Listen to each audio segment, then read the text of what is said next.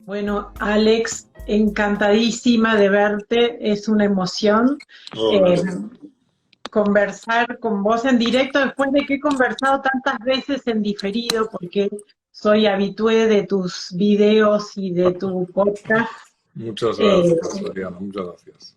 Así que inmensa gratitud por este privilegio de cruzar el océano y conversar un rato con vos.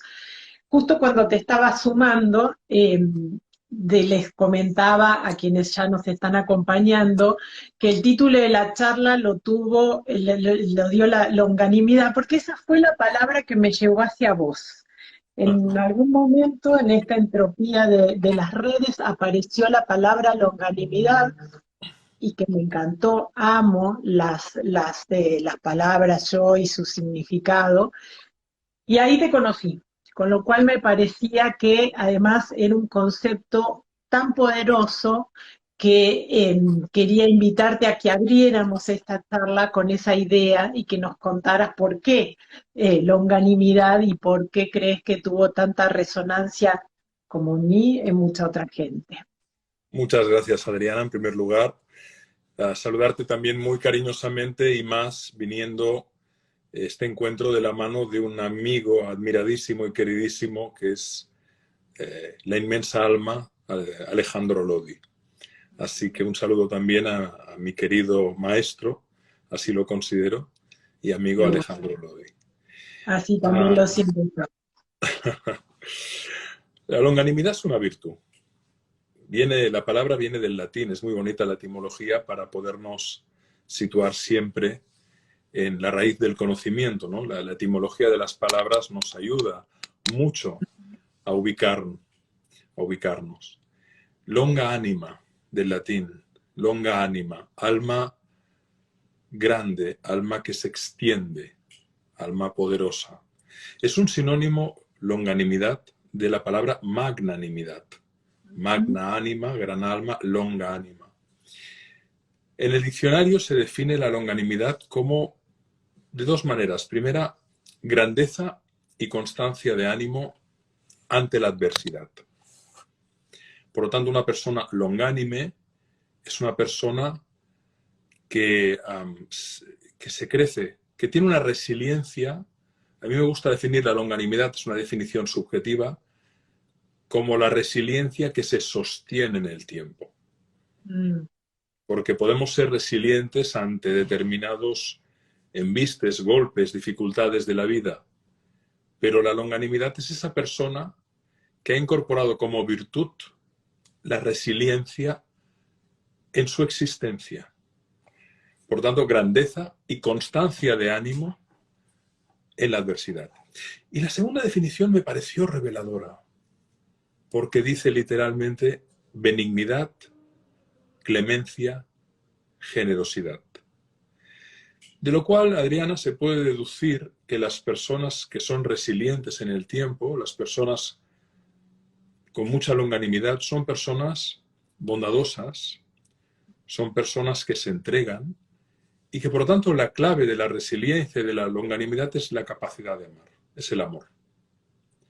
El amor como alquimizador vital, como elemento de la alquimia de lo encarnado, de la alquimia existencial. ¿Cuántas personas que han sufrido deciden alquimizar ese sufrimiento y transformarlo creativamente en un servicio hacia los demás? Muy en la línea de lo que nuestro queridísimo y admirado Alejandro Lodi dice en su libro Quirón, El don Mm. en la herida, ¿no? La capacidad que tenemos de, bueno, lo que se perpetró en mí, que no se perpetre en otros, que no se perpetre en otros y en consecuencia, ¿qué puedo hacer para evitar que otros no pasen por ese sufrimiento inútil, absurdo, innecesario, si eventualmente pueden aprender también algo sin pasar por esa tortura? Qué bello lo que dices, porque pareciera que en esa etimología que rescatás fuera lo contrario de resentimiento. Sabes que aquí en Argentina el resentimiento se ha convertido incluso hasta en un arma política, ya es algo cultural, ¿no? Y qué importante esta idea de convertir el sufrimiento no en una revancha, sino en un don que ofrecemos para sanarnos a nosotros mismos. Claro, hacer del sufrimiento algo generativo, algo productivo, no solo para la propia persona, sino para los demás, porque efectivamente el sufrimiento a un límite puede ser estéril,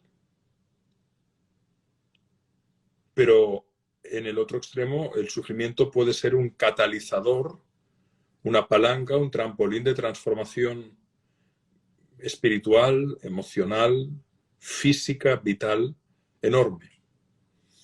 Y ahí está la longanimidad, en esa capacidad que tenemos desde de elevarnos humildemente, de elevar nuestra conciencia con coraje, con responsabilidad, con humildad, con dejar ir, con aceptación, con gratitud, para de este modo tener una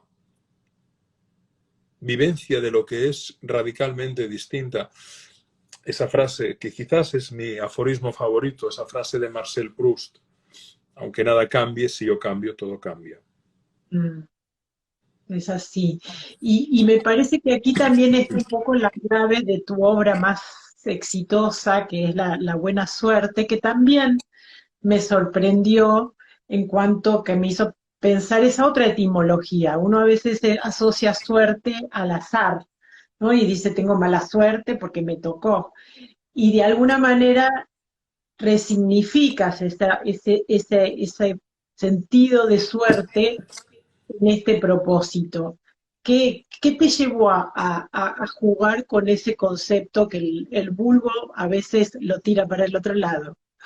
La evidencia, querida Adriana, la evidencia de que hay muchas personas a las que se les atribuye el resultado de su trabajo, de su esfuerzo, de su logro, de su alquimia interior, al azar.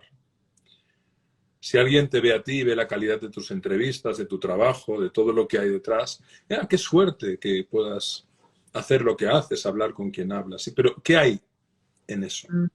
¿Qué hay previo a eso?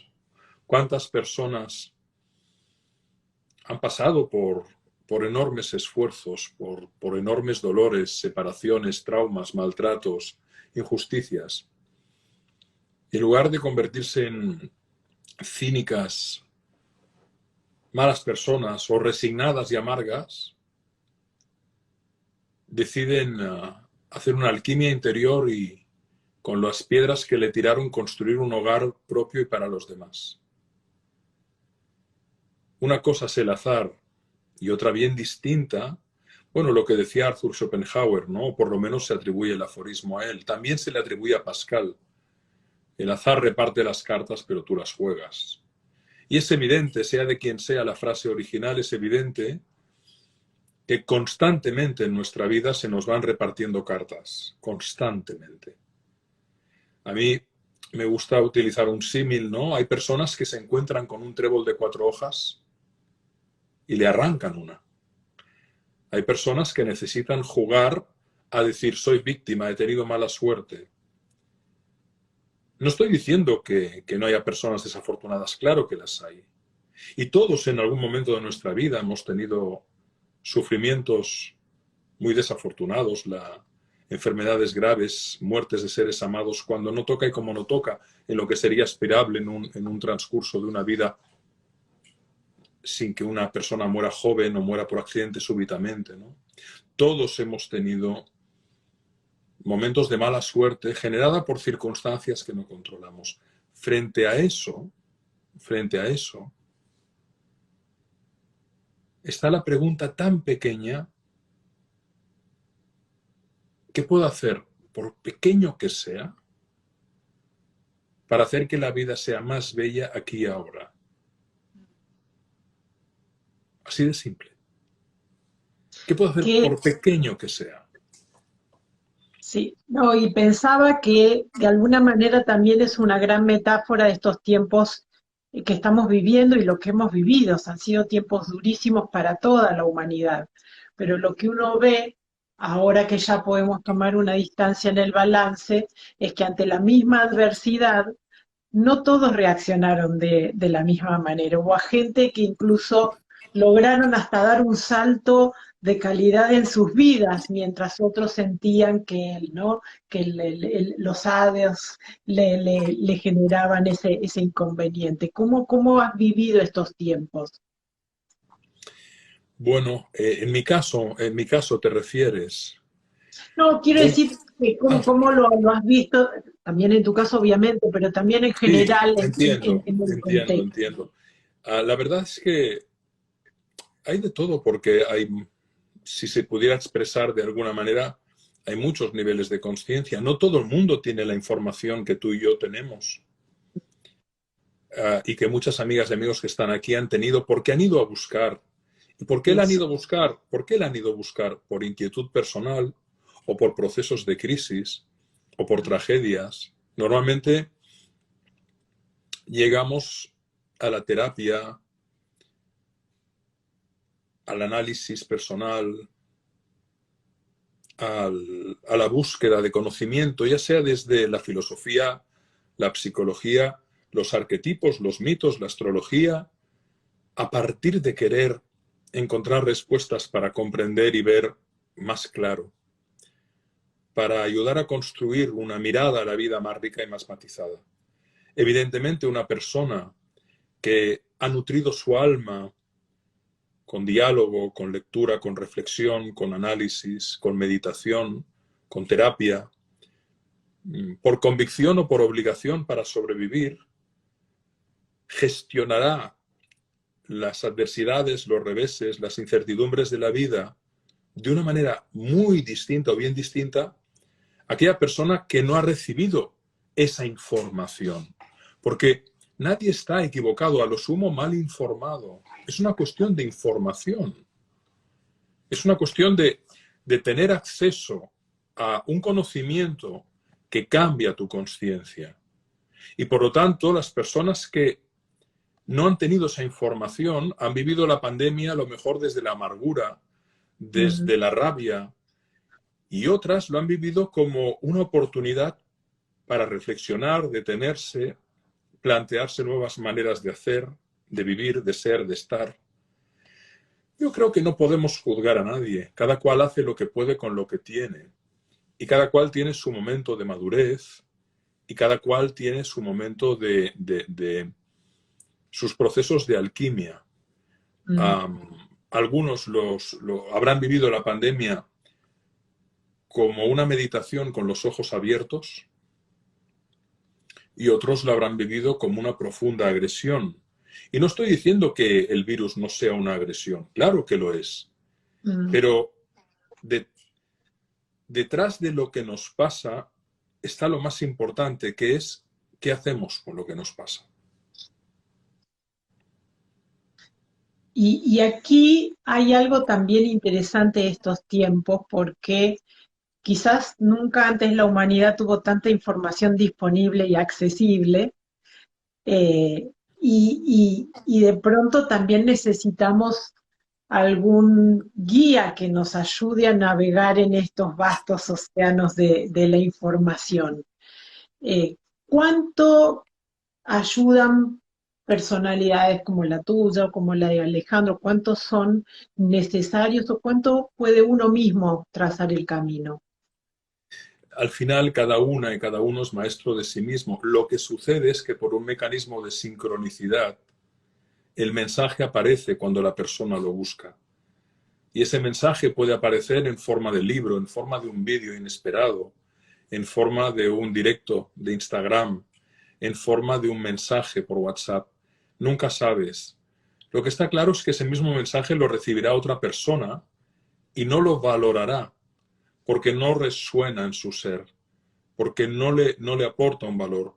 En cambio, otra persona estará en una onda, en una predisposición, en una inquietud, en una búsqueda, que encontrará ese mensaje procedente de quien sea y dirá, wow, esto que dice esta mujer, esto que dice este texto, esto que dice este hombre, me resuena. En realidad, como diría el inmenso Ramana Maharshi, no hay otro, no hay otro, todo es uno. Y sucede que cuando vives con los ojos abiertos y con el corazón abierto y con los oídos abiertos, te das cuenta de que la sincronicidad es constante. Es constante. La vida es pura sincronicidad.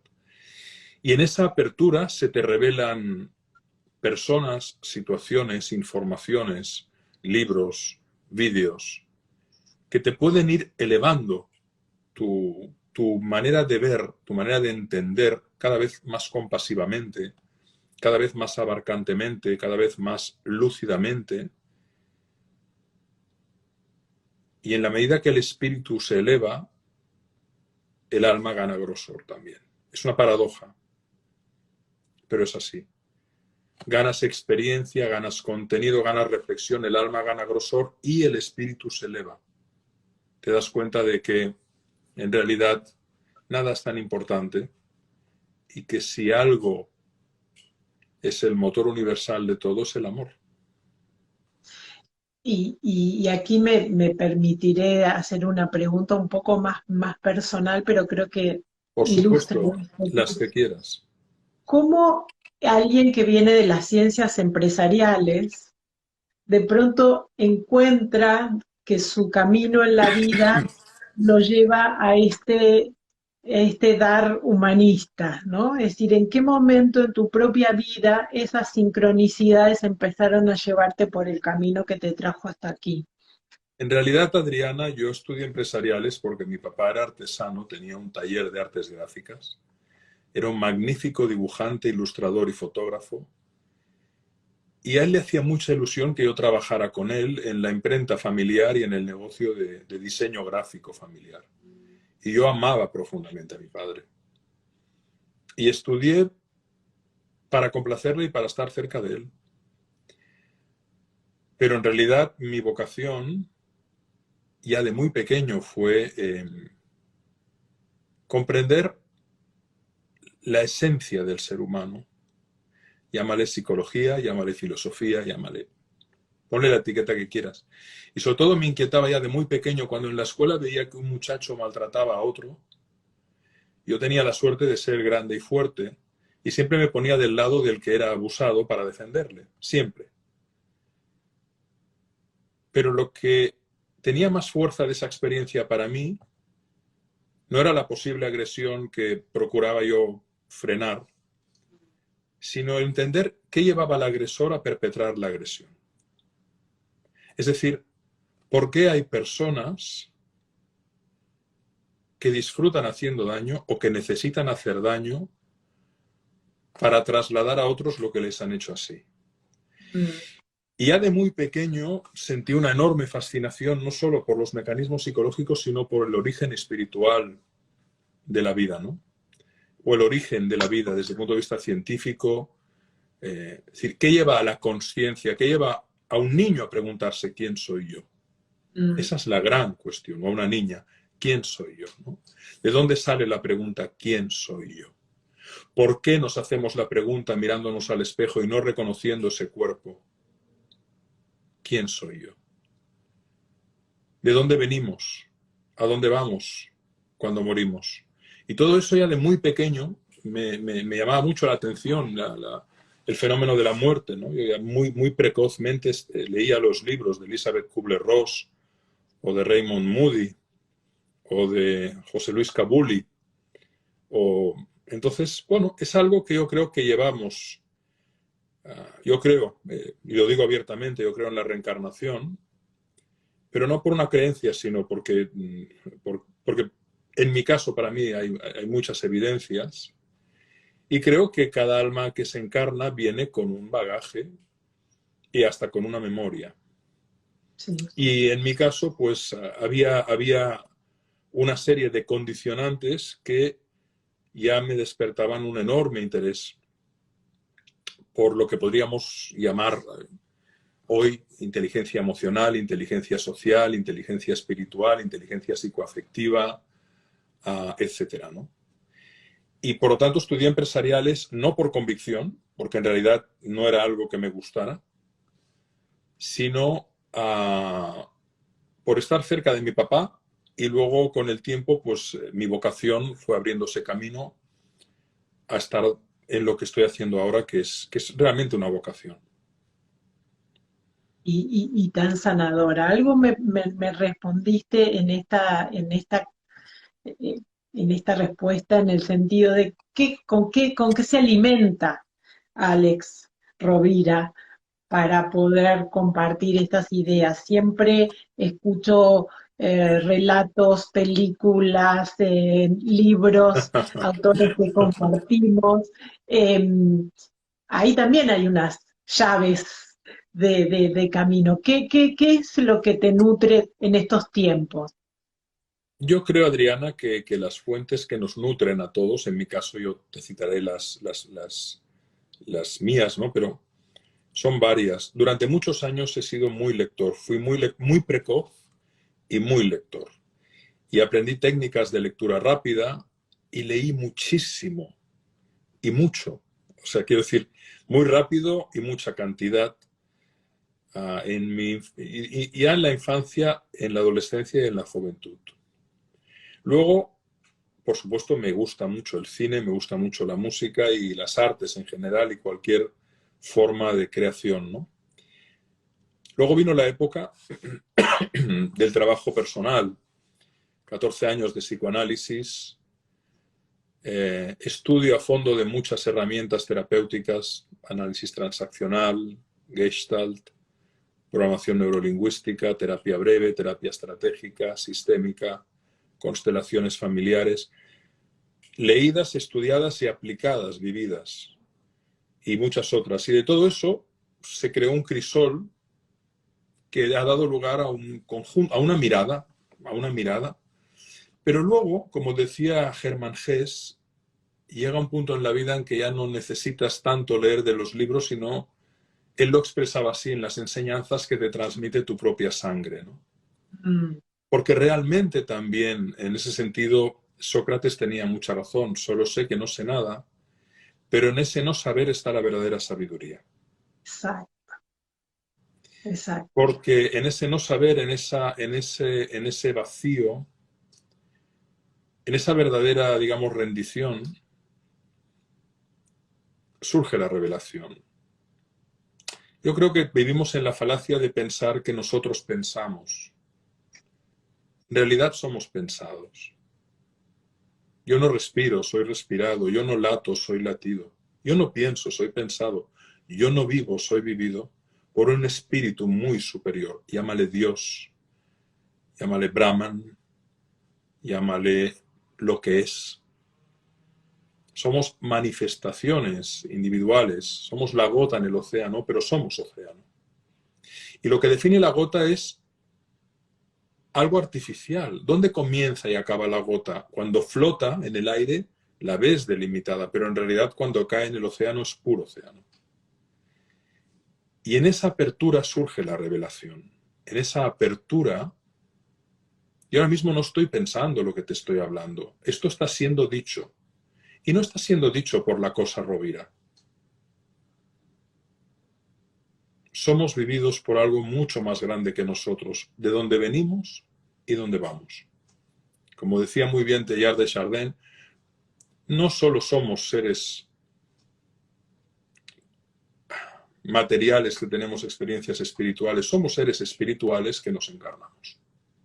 Sí. Y estos tiempos de alguna manera también están mostrando una mutación, ¿no? El virus que nos hizo tan instruidos en mutaciones y en estas cosas también nos ayuda, nos da la metáfora para ver que hay como un despertar. Hablábamos con Alejandro en la charla anterior, ¿no?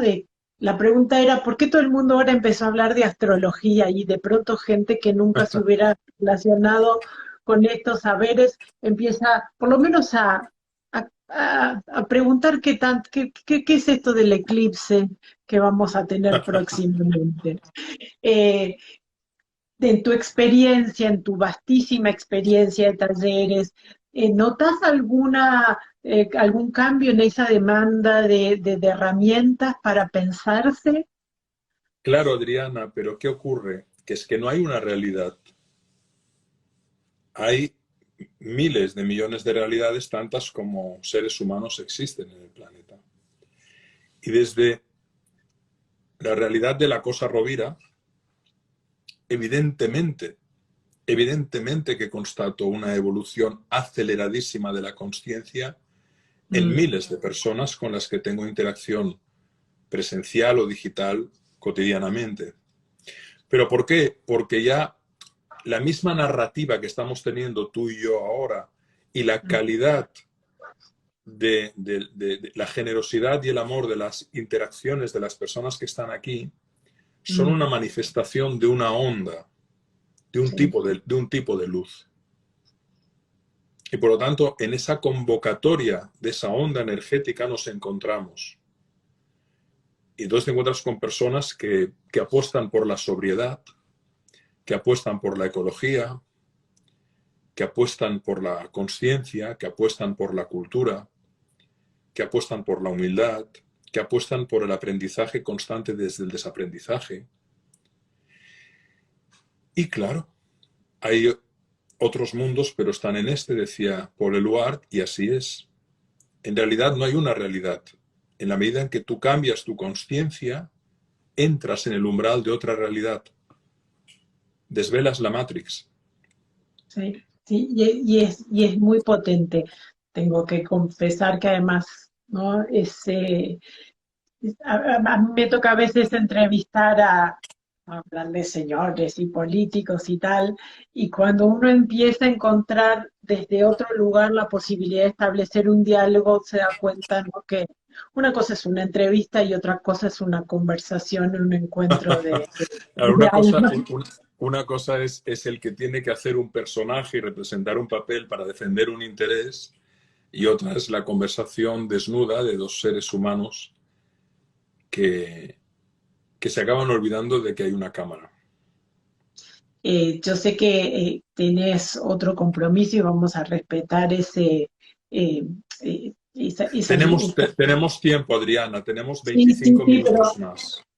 pero quería, no o sea, una de las cosas que me impresiona mucho de tu trabajo eh, es esta invitación a ser traducido en muchas lenguas, ¿no? Eso también habla muy bien de una obra, de un mensaje.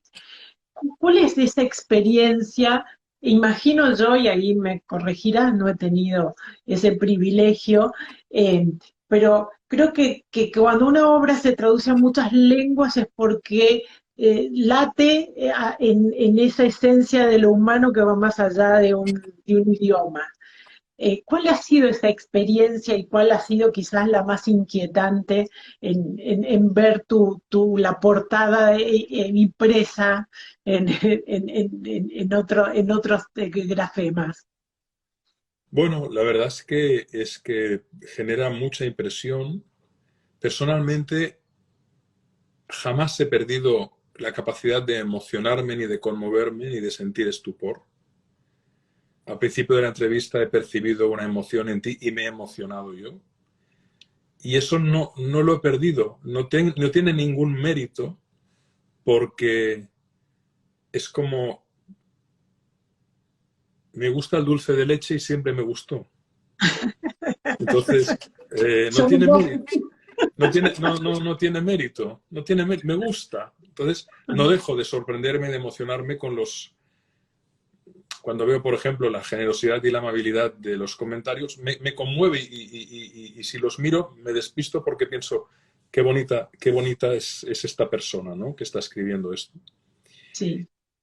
Eh, la verdad es que ha sido muy sorprendente. Yo te diría que una de las cuestiones que más me sorprendió fue, por ejemplo, cuando fui a Japón, que la buena suerte fue el libro del año, fue el libro que más vendió en menos tiempo de toda la historia de la literatura publicada en Japón. Wow. incluso ganó a Harry Potter, me decían, es un libro que refleja totalmente la esencia del Zen. En Estados Unidos me dijeron, es un libro que refleja muy bien la ética protestante. El principal representante del budismo de Japón me dijo, es un libro esencialmente budista. Han habido personas que me han dicho, es un libro sobre la fe. Otros me han dicho, es un libro de empresa totalmente práctico.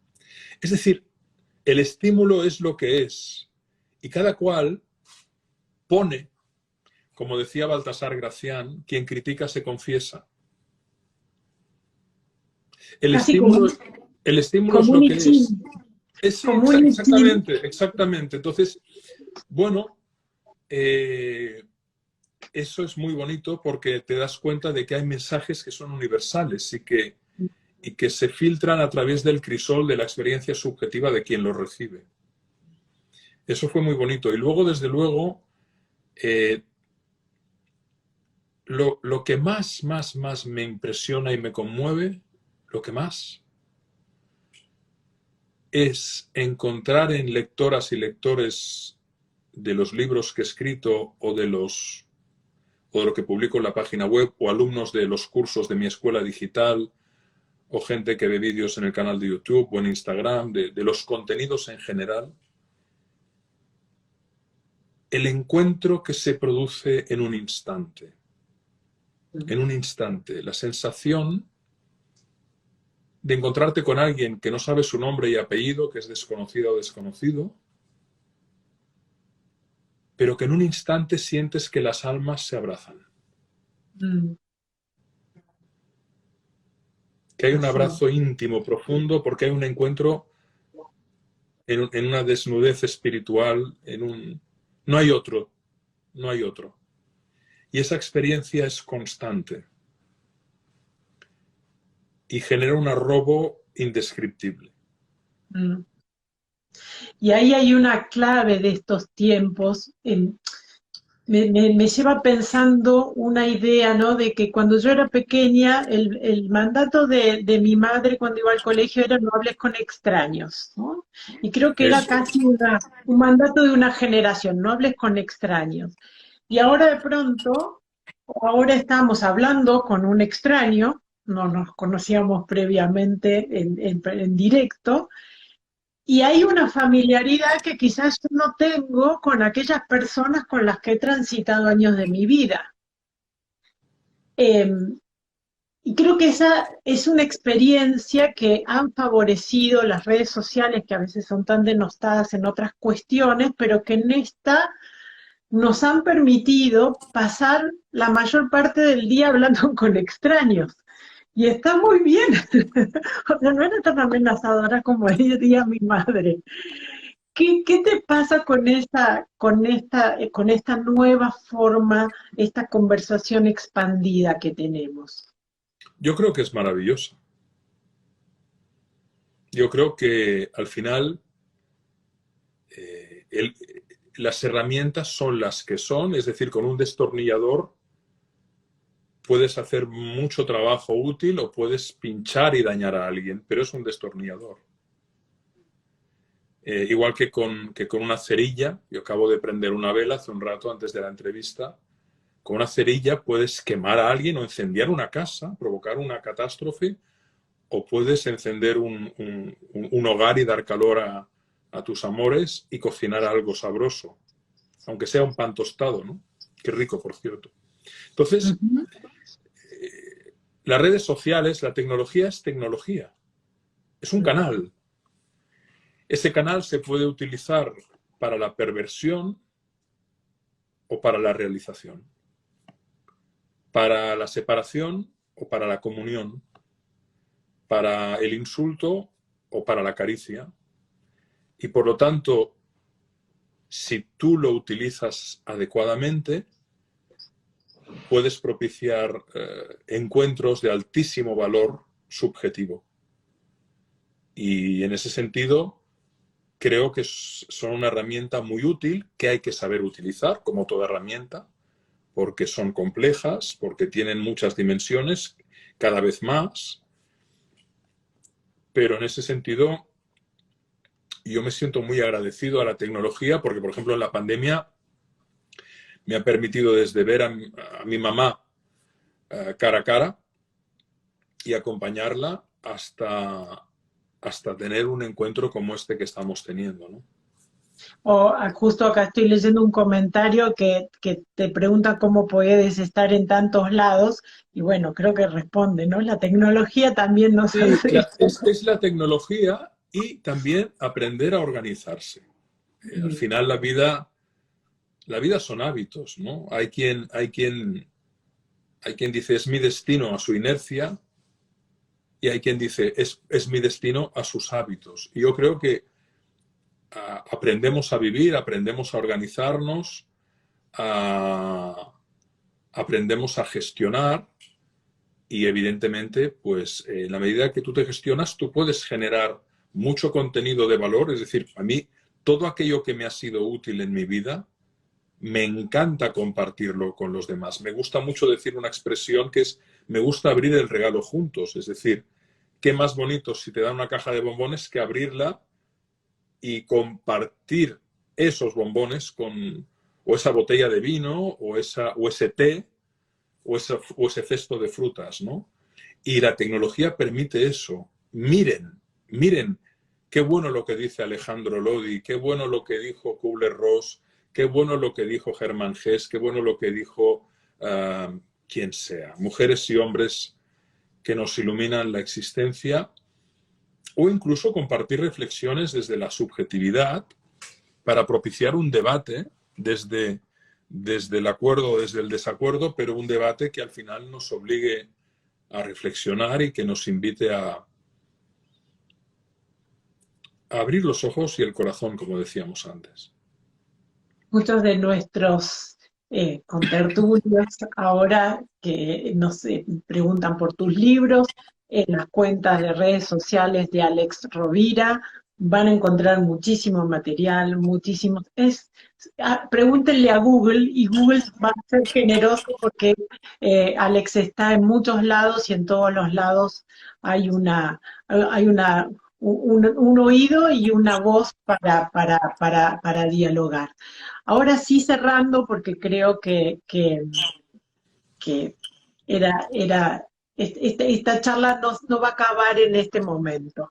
Esta charla empieza una gran conversación que seguramente nos irá cruzando como nos cruzó en este día. Em, ¿Qué ves? Esa sincronía, esta aceleración de los tiempos que menciona que apareció en tus ideas, ¿hacia dónde vamos y qué nos recomendarías para llevar? ¿Qué lectura recomendarías o qué compañía para este viaje que nos viene ahora en los próximos Hay tiempos? tantas recomendaciones, tantas. En mi página web, que la acabo de escribir, alexrovira.com, tengo varios blogs y recomiendo autoras, autores clásicos, contemporáneos, Ken Wilber, David R. Hawkins, Hipatia de Alejandría. Hay cientos de autoras y de autores para aquellas personas que quieran leer. Clásicos, contemporáneos, fallecidos, vivos. Entren en la página web y ahí encontrarán, porque ese ha sido también el propósito, ¿no? De alguna manera divulgar, ¿no? Dar a conocer lo que te decía hace un momento.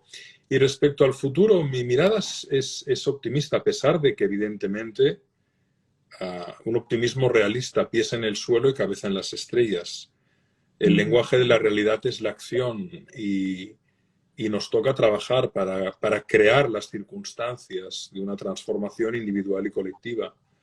Pero también creo que hay un papel que está por encima de nuestra propia decisión, que es algo de naturaleza espiritual, yo estoy seguro, y están naciendo, igual que han nacido y siempre ha pasado, niñas y niños que vendrán con una conciencia más elevada, más ecológica, más solidaria, más coherente, más íntegra, y que hoy no podemos concebir la manera en la que van a crear un mundo mejor, pero estoy convencido de que eso se va a producir porque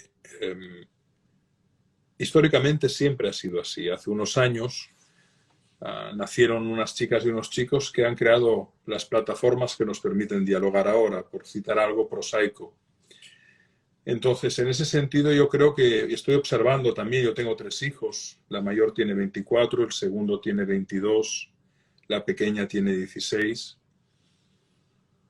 Tanto ellos como sus amigos tienen unas inquietudes, unos comportamientos mucho más coherentes en el consumo, en la sobriedad, en la manera de entender la vida, en la vocación.